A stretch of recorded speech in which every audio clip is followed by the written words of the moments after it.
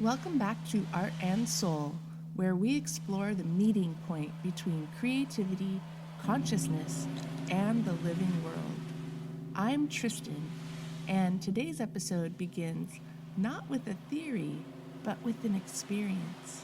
I want to take you into the water with me.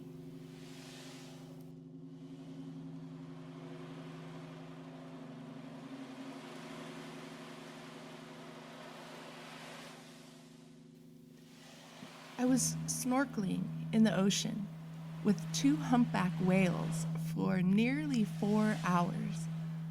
They were just resting above the reef below me, enormous, still, ancient presences suspended in blue.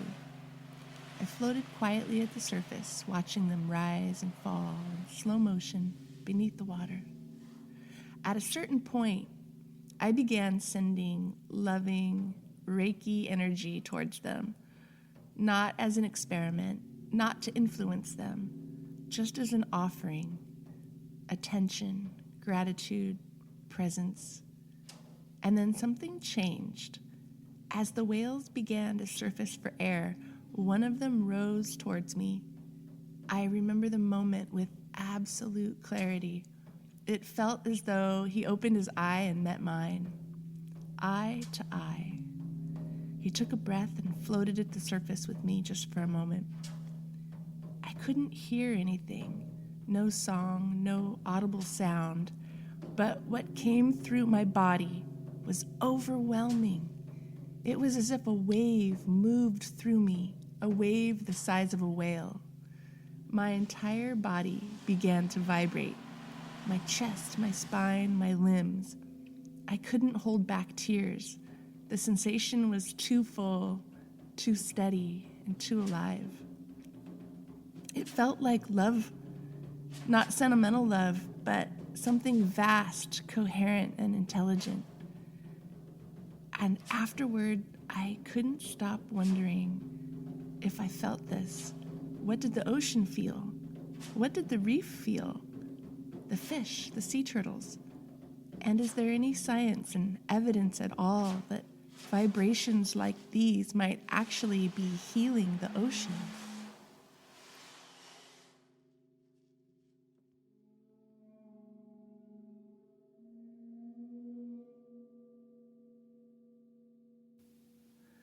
Let's start with what science can tell us. Whales, especially humpbacks, are among the most powerful biological sound producers on Earth. Their songs can travel hundreds to thousands of miles through the ocean. Sound moves faster and farther in water than it does in air. And it doesn't just pass around bodies, it passes through them. Marine scientists study this through bioacoustics, the science of how living beings produce and respond to sound. Whale songs help coordinate social behavior, navigation, and mating, but they also shape entire marine soundscapes. The acoustic environment all ocean life evolves within. When whale populations decline, ecosystems don't just lose animals, they lose sound.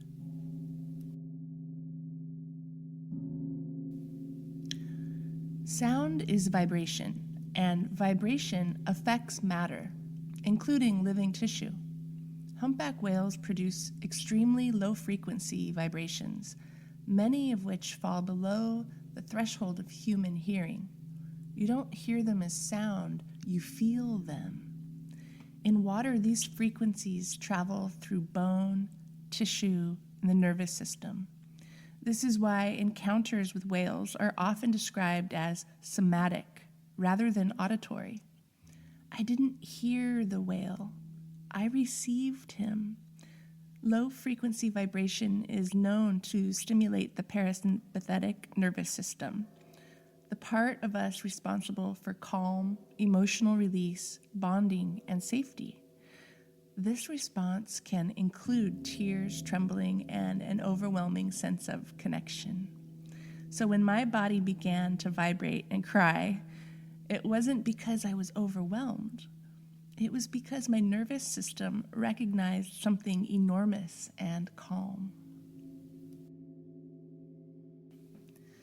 Then there was the gaze. Across mammalian species, mutual eye contact is one of the most neurologically powerful forms of connection.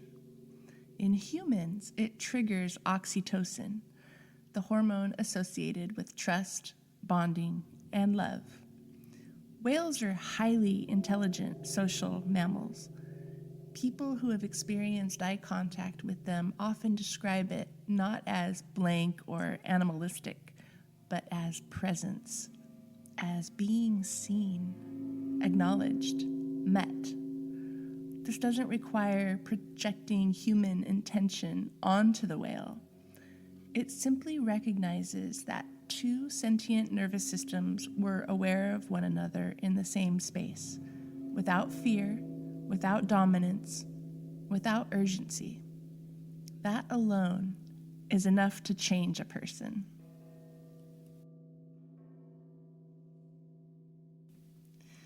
This is where science becomes careful and where language matters. There is no direct scientific proof that whale songs heal the ocean in a medical or mystical sense, but whales are known to be ecosystem engineers.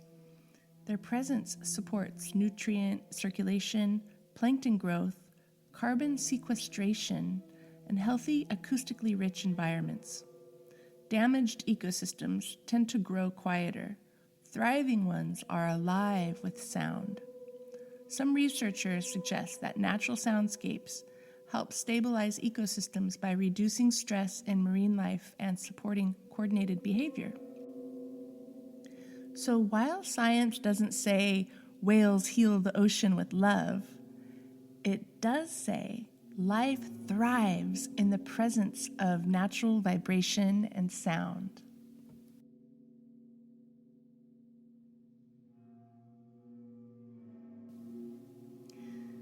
Did everything around me feel it? This question stayed with me.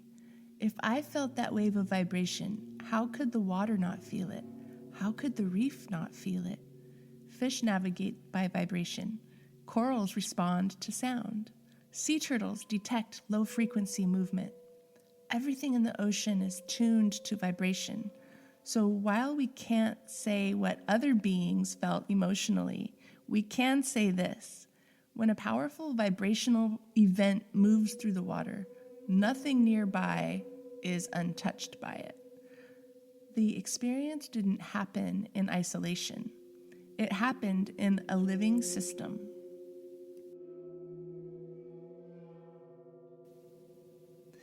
Which brings us to the human question.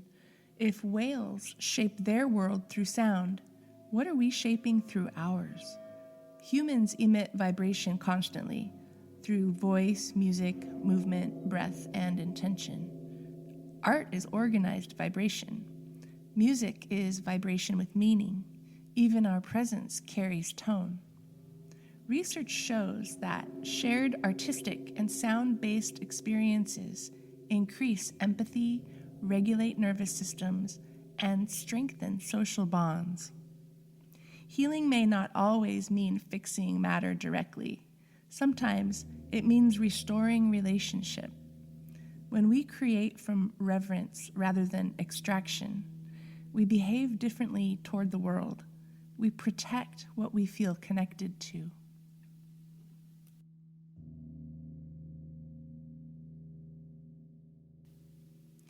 For a moment in the water, I didn't feel like a human observing nature. I felt like a living body floating inside a living ocean in the presence of another living intelligence. My systems recognized this. That recognition felt like love. And maybe that's what vibration is at its deepest level. Not just sound, but relationship, memory, resonance moving through water, breath, and flesh.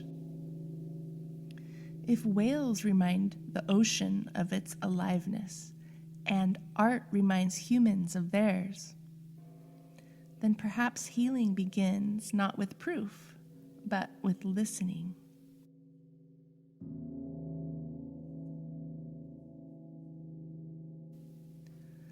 Thank you for listening to Art and Soul.